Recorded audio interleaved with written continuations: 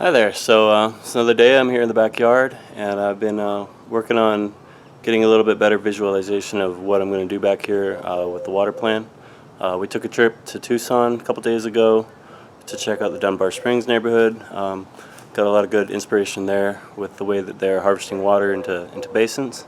And so I think that's my main priority here, is to deal with the drainage problems in the backyard and harvest water. So what I've begun to do, I think, is the most important part of harvesting rainwater, is it needs to have somewhere to go when there's a really big rain event. Something I learned from my first project in San Diego. When there was a really big rain event, I was relying on a drain to drain out the excess water, and it gets clogged up and it caused flooding in a garage. So in this design, I want to make sure that there's no way that, kind of a fail-safe spillway. It's a little challenging back here because the only place for the water to drain is out this way. This is the only part that's lower than the lowest point on the porch back here. So that's going to be the drain. What I began to do here is lay in these bricks. First off, I set this brick right here, and this is the spillway for the backyard here. So I used my water level to make sure that this brick was at least an inch lower than the lowest part of the porch back here. So when these basins do fill all the way up, the water's going to want to drain out of here and not flood into the house or onto the porch. Luckily, these bricks fit just about perfectly in between the wall and the sidewalk here, and so I've laid these in using my level to make sure they're just slightly downhill going that way, so when the water does overflow, it has this nice clean channel to flow down. I could have just dug out the dirt and made it, just like a dirt channel, but I think letting things grow in there would maybe allow the wood chips and stuff I'm going to put back here to clog it, and then that could result in a flooding situation. So I wanted to make sure it's nice and clean. I have a lot of these bricks back here that were just in the backyard. I've got even more of these. So I've used these for the first part, and then I'm going to use these for the rest. And I'm going to get some pea gravel to fill in this little crack in between the wall and here. And then, that should remain pretty clear over time. Grass and stuff might grow in there, but hopefully not enough to actually stop things from draining out. And, it's just a little bit of maintenance that needs to be done to keep things clear. But this really is the only option for letting the water drain out of the backyard, even if I wasn't harvesting water back here. Just to get the drainage to work on a flat surface, this is the only option really. So I've been working on that. I'm going to get some more bricks.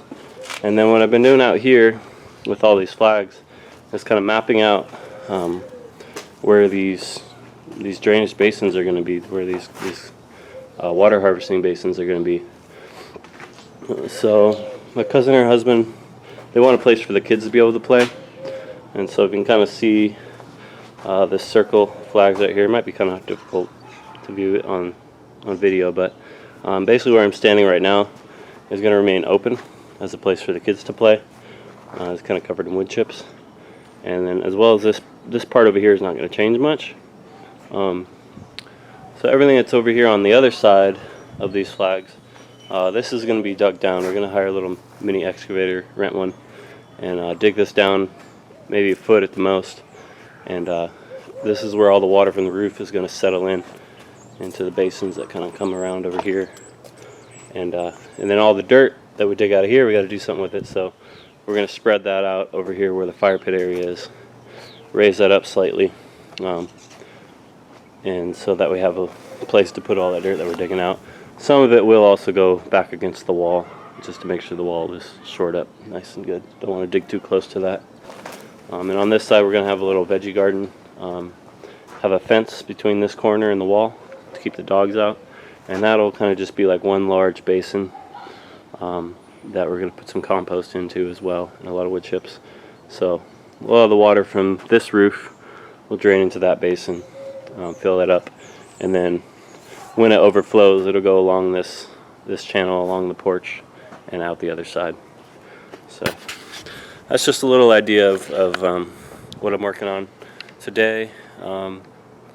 I decided not to do it. You know, traditionally I'd like make a map and design it on the computer, but right here it's better to just do it in the backyard and visualize it in the real space, because I'm not really needing to make a map to give to another person to do the work, since I'm doing the work myself. So I'm thinking this is going to work out pretty well. I got a little bit more planning to do with the irrigation and yeah, figuring out where all that goes before I get the machine in here. So I'm going to work on that tomorrow, and then hopefully get the machine in pretty soon.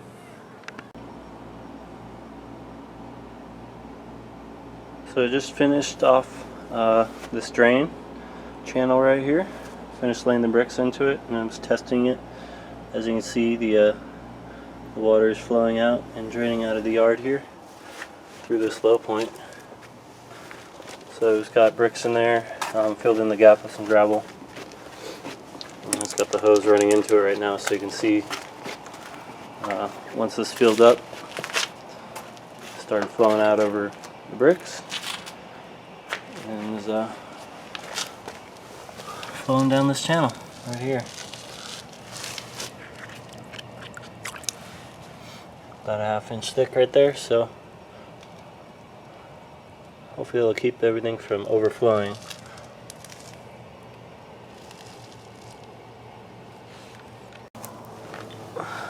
And so I've just turned the hose off, so there's no more water coming into here.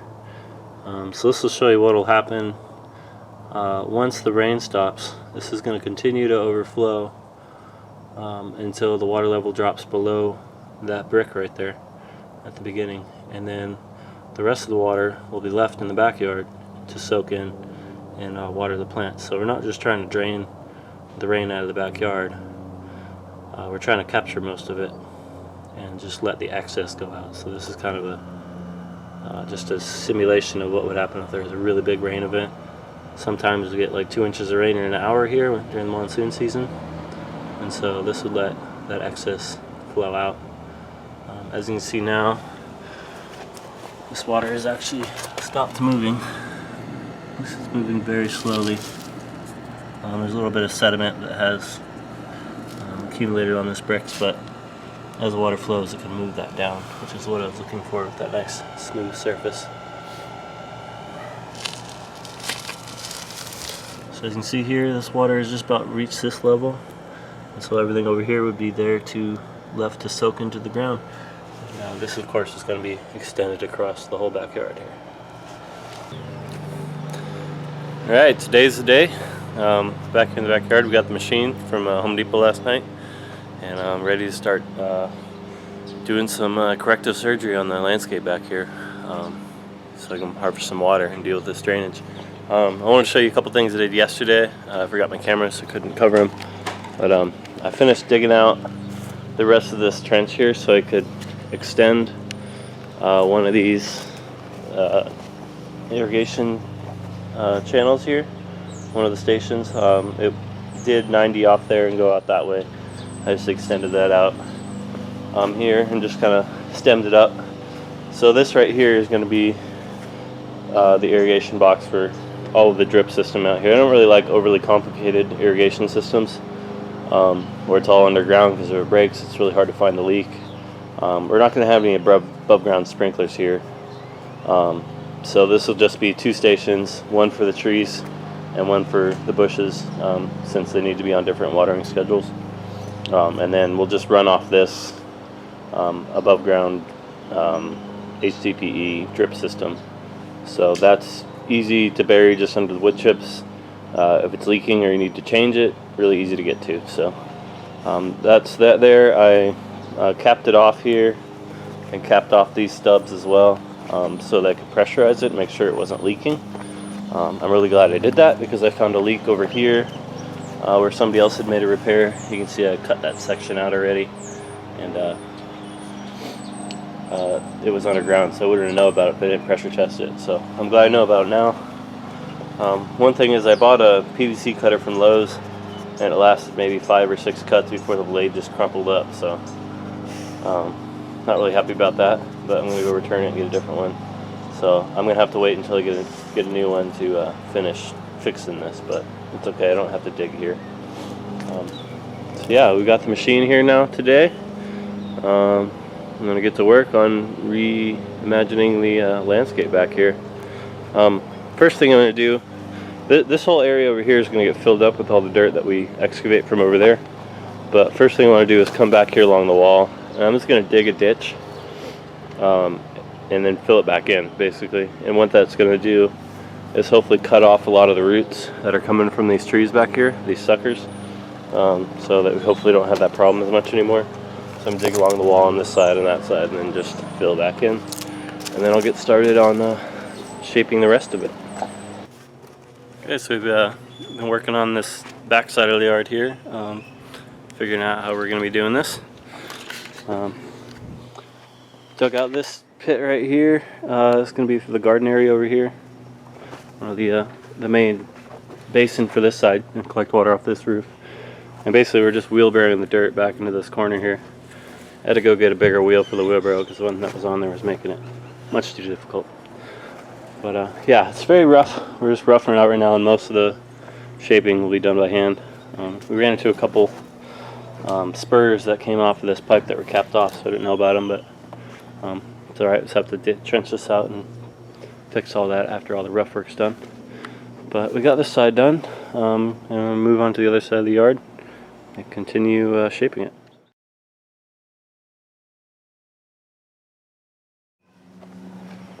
I was taking a bit of a break right now. We've got this whole side roughed out and dug in. That's how much dirt we've filled in so far. We've been working on this part. This is going to be the deepest part of the yard over here. We're going to plant some trees in here, so you can see I've digged this down quite a bit, and it's going to go all the way over to kind of where the excavator's parked right now. And then the rest of this part right here is going to be pretty shallow. It's going to kind of scrape that up so it slips away from the porch there. Yesterday I came in, and you can see this kind of a shovel width trench right here.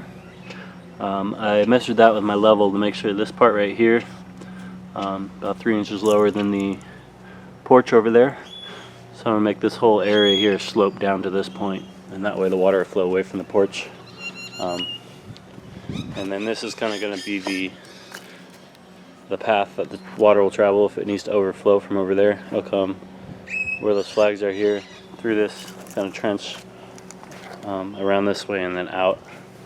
And it'll also be able to spill into the trench I'm going to dig right here. So yeah, it's going pretty good. I'm glad we got the machine. Doing the wheelbarrow is a lot of work for Adam, but a lot less work than if we were doing all this by hand. I wouldn't do this by hand. But that's what we can do back here since we have such a small area to get machines in. So it's working.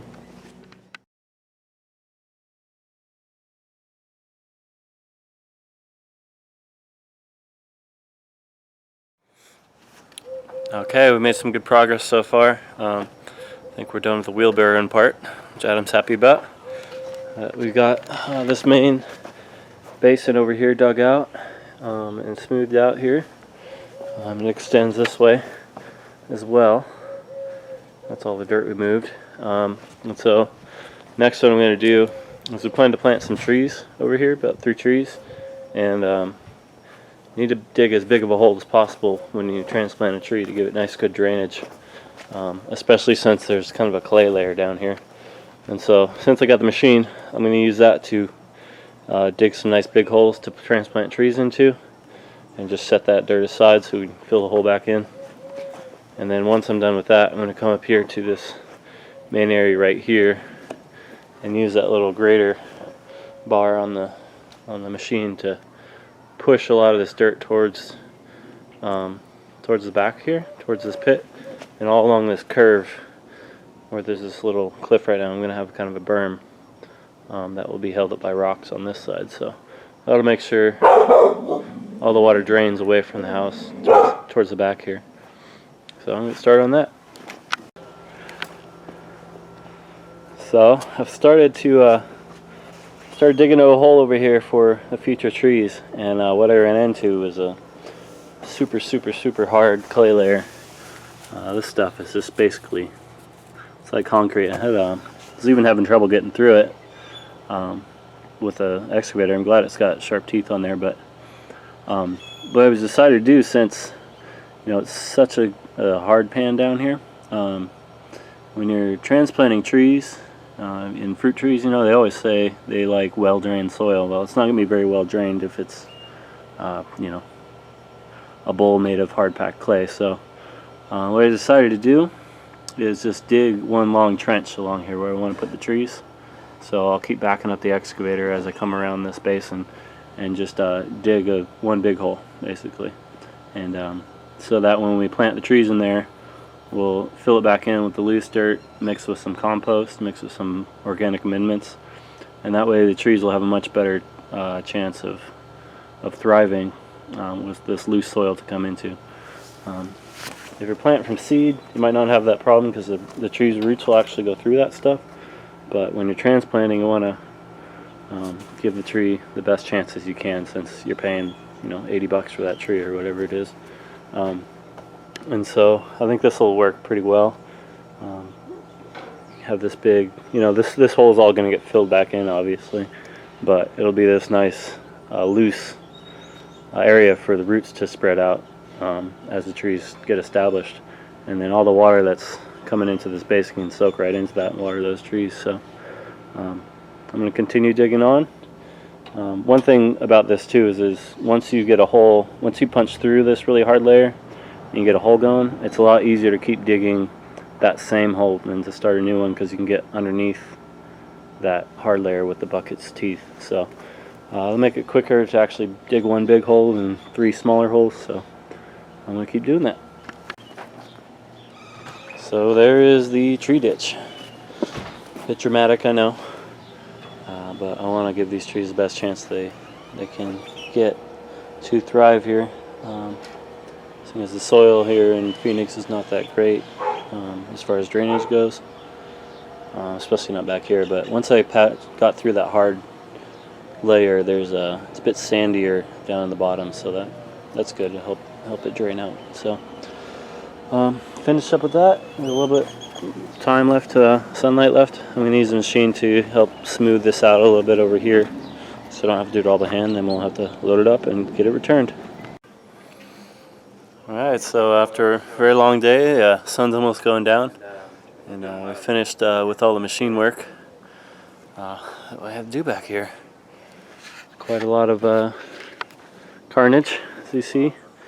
I finished kind of leveling this off with a little grater blade on the front, and then did what I could over here to try to lower this area a little bit as well. That big pile of dirt is kind of in the way for doing the rest of it, but it only needs a couple inches off of it just to get it lower than the porch over here. So I'll just do that by hand once I get all that dirt back in the hole over there. There's definitely going to be a lot of hand digging to do here.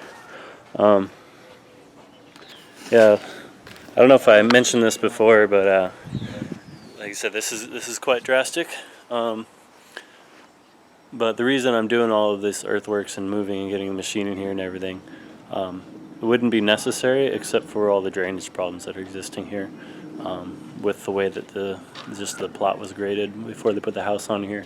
I was just talking to my cousin, and she said when they bought this house, the home inspector said that they'd have to fix these issues because, yeah, it sloped right toward the house. It's not a good thing. So during like the heavy monsoon rainstorms, there's a risk that it would flood into their kitchen. So doing a lot of this work to mitigate that, and at the same time harvest the rainwater off the roof and get some trees planted in here and get some soil starting to build, and give them a nice permaculture backyard to grow food into the future, have some trees, get some shade back here, and make it a bit more enjoyable than the dirt and weeds they had before. So now I just got to clean this machine up, get it back on the trailer, get it out through the side gate yard. Very little skinny pathway over there. That's the reason we got the mini excavator, but it worked out really well. Yeah, it was a nifty little machine. I was able to get a lot done in a few hours. So